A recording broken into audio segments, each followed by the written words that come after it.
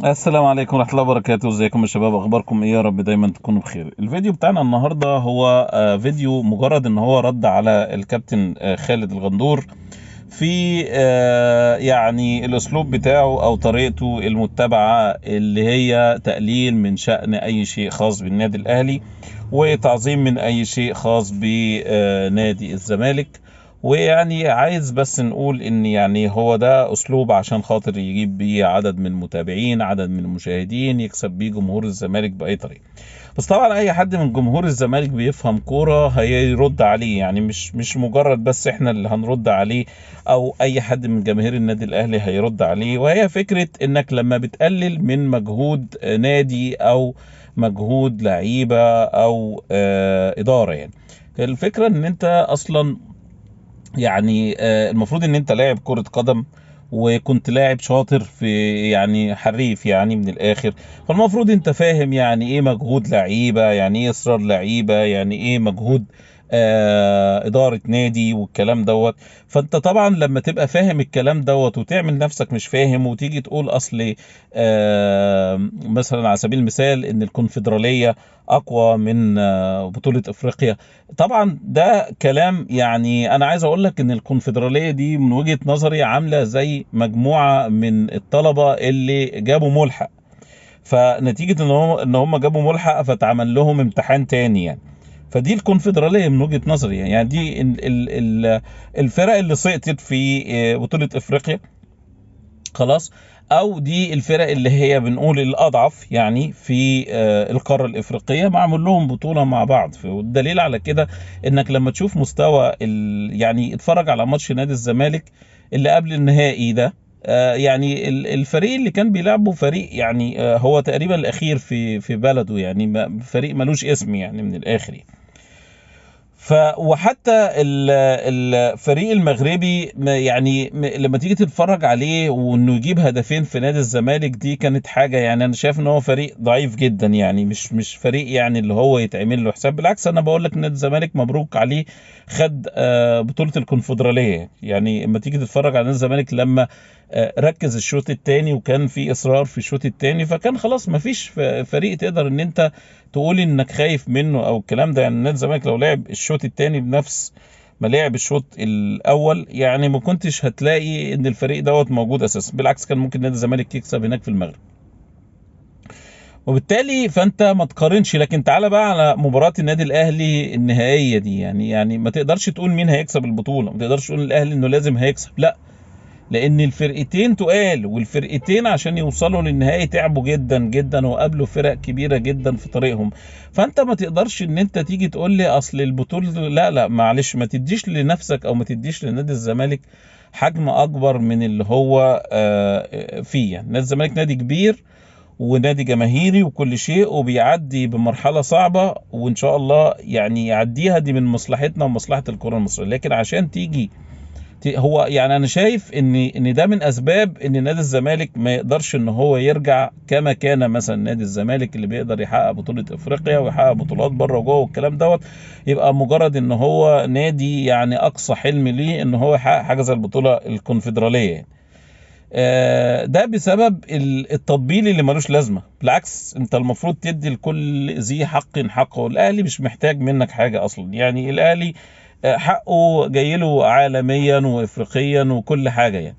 فطبعا مش كلامك، بالعكس انت كلامك يا بيزعل الناس منك يا اما بيضحك الناس عليك. نفس الكلام يعني نقوله لواحد زي كابتن رضا عبعال.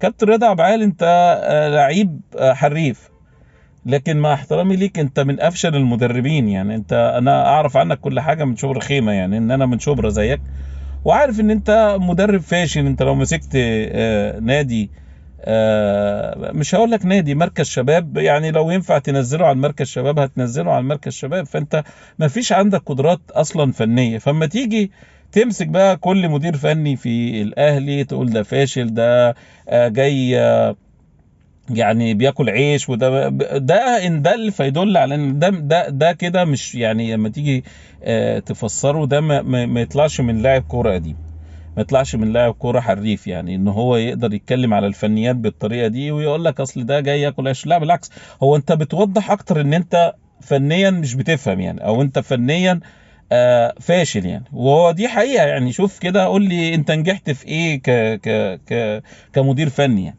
يعني مسكت مين ووصلت لايه يعني؟ انت بتمسك النادي الدرجة التانية بتنزله درجة تالتة.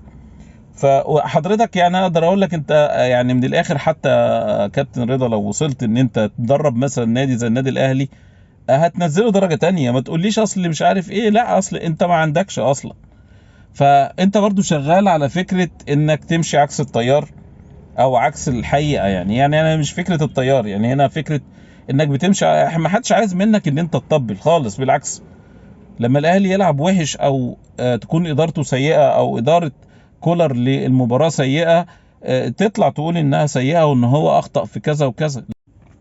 لكن ما يبقاش الراجل عامل مباراة كبيرة وعامل تغييرات جيدة ولعيبة اجتهدت عشان خاطر ان هي تغير مسار المباراة من انها كانت مثلا مغلوبة 1-0 تحولها تبقى 2-0 لغاية الدقيقة 100 ولا الدقيقة حاجة و90، وتيجي تقول لي اصل مش عارف ايه، اصل هو حظه ايه، اصل لا الكلام ده لا. لانك انت كأنك ما اتفرجتش على مباراة يعني. ده مع احترامي ليك، ده غير ان الراجل مثلا بيجهز فريق لمباراة نهائية، فالمفروض ان هو بيجهزه لكل السيناريوهات. فالمفروض ان السيناريوهات دي كلها المفروض ان هو بيحاول ان هو يتخيلها، فبيتخيل ان هو في وضع بيدافع. وده بيبقى في المباراة اللي هتبقى خارج مصر اكيد عنده شيء، او الفكر كله هيبقى شيء متزن في الهجوم والدفاع. يعني الاهلي مش من طبعه انه فريق بيلعب دفاع فقط، ومش من طبع الفرق الكبيرة اللي عايزة تاخد بطولة انها هتلعب مباراة دفاعية،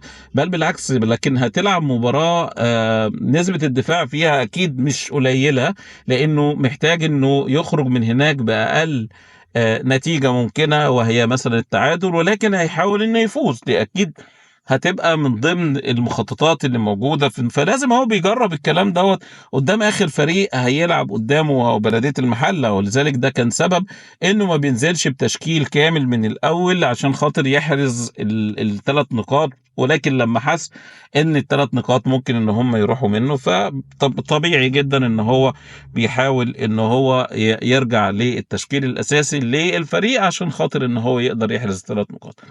اما بالنسبة لواحد زي موديست، ما يجي يتكلم عليه مثلا كابتن خالد الغندور، اللي يعني كلنا كجماهير النادي الاهلي عارفين ومتاكدين ان موديست لاعب امكانياته محدوده، لاعب كبير سنا، لاعب وجوده احيانا كتير بيبقى تقيل على الفريق. يعني قد يكون ان هو وجوده بيتسبب في ان الفريق تحس ان هو عدده اقل يعني تحس ان الفريق ناقص واحد. ده انا معاك.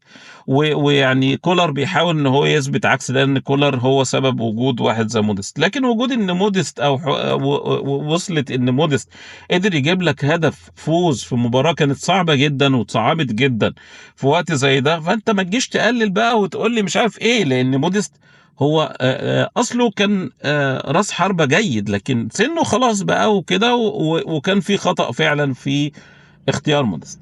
لكن ما تقوليش انه الهدف بتاعه بيساوي مليون وكام الف دولار ولا الكلام دوت، ان هو يعني سعره كله في الهدف ده. لا، لاني احنا ابسط حاجة نقول لك ان الجزيري بالهدف اللي جابه في المغرب بيساوي سعره. لا، الهدف ده له ميزة كبيرة جدا، قد يكون هو سبب فوز النادي الزمالك بالكونفدرالية. فطريقتك اللي هي مش مفهومة، يعني اللي هي غير عقلانية غير متزنة، يعني هي دي اللي انت شايف ان انت ماشي بيها او ان انت شغال بيها.